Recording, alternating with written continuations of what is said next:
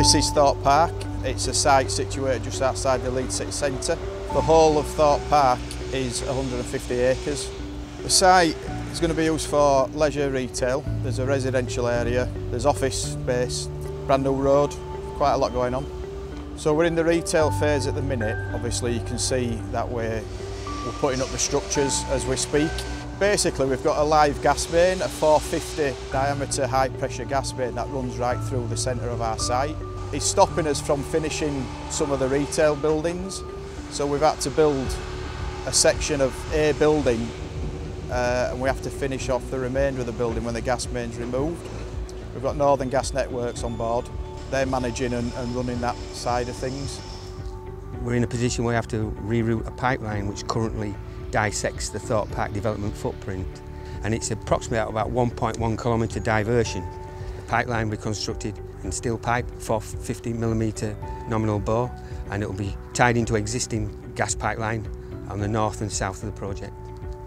Two major challenges: that was the crossing of the junction 46 on the M1 with a road closure technique to allow us to put that pipeline in, and also crossing the main Leeds Hull Railway. The method we decided to use on the Thorpe Park development to excavate underneath the rail line is an open face technique.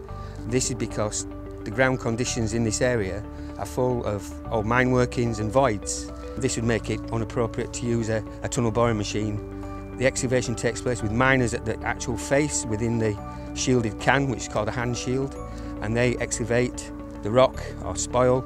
As the tunnel is formed, the can is jacked into the tunnel by rams, hydraulic rams, and pipes are subsequently, concrete pipes are put behind the can, and in turn, as the excavation progresses, each pipe section is jacked in behind the can, forming a tunnel.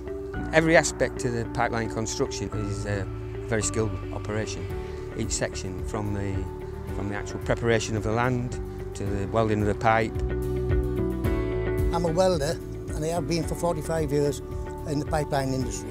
It's a stovepipe welding procedure.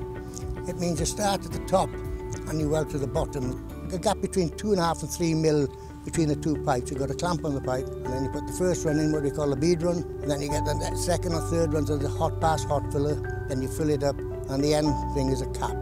It's the quality of the weld that counts. The welding's got to be to a certain standard for national grid and for NGM. It's good to go. The next process would be that the wrappers come in, they'll blast it when it's cooled down to a temperature, and then perform their wrap on it and close it all up. Yeah, it's definitely a challenge, and a good challenge, and a challenge that makes you proud at the end of it, and you've achieved something. We need a lot of young people coming into the industry, to be honest, because there's not that many young people in the industry at the moment. And I reckon the next 10 years it's going to be very busy, so now is the time for people to come into it. So the younger you are, the easier it is to learn it. Never mind what part of the industry you're in. You could be welding, you could be fitting, you could be foreman, boom driver, anything, you know. But they need to get in at a young age. This is my office, the outside. You're outside all the time. You're involved in cross-country pipelines, so you're constructing in the countryside, and it's a great environment to work in. The opportunities particularly for engineers, graduate engineers, are tremendous. Every day is a different challenge. It's a unique industry. I enjoy it very much. It's very satisfying to think you can work with a group of people and produce a finished product like a gas pipeline. You could travel anywhere in the world doing this job. It's a good experience. I've been at it in this industry for 45 years, and I've got some marvellous experiences. You enjoy it. You get satisfaction from it. That's what I think is the best way I can describe it. And the money's not bad neither.